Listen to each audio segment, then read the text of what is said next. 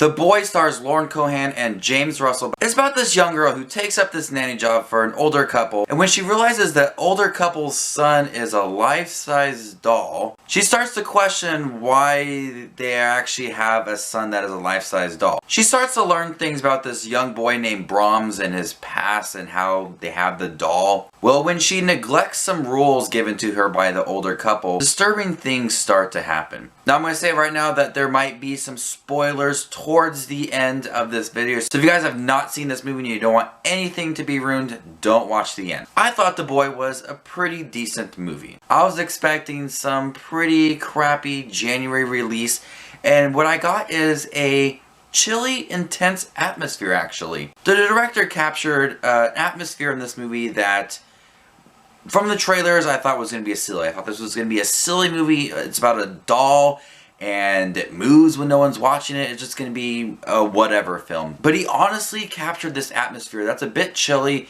It's a bit questionable. It's intense. You're wondering what is going on with this doll. We know the doll doesn't move when she's looking at it, when she's in the same room, but when she moves, things start to happen. So we know that when she's not near the doll, things start to happen, and that's when that chilly atmosphere comes. Especially at night, when this is a big house. If I was in this house, well, right off the bat, if I was by myself, I would be scared. And they created this atmosphere that's actually really scary, true to a big home. When you're by yourself at home at night, the littlest sounds creep me out.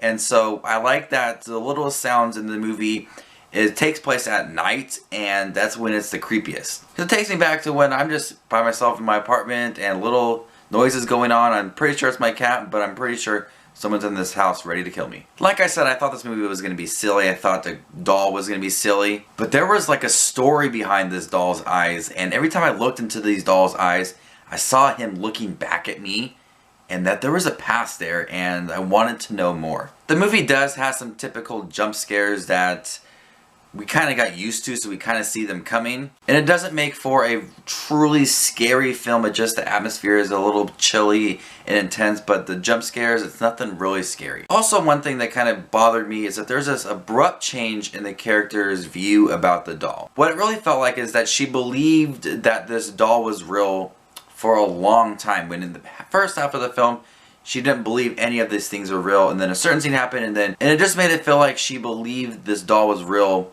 for like the longest time. Also, there's a very unnecessary amount of slow-mo. It usually happens when there's an action scene or some intense horror scene going on, and it does this slow-mo shot, and honestly, it takes me out of the moment. Okay, spoiler guys, spoiler. If you guys have not seen this, if you don't want it to be ruined, don't watch it, but I'm pre-warned you guys. Can't put in the comments down below that you didn't warn me. Spoiler.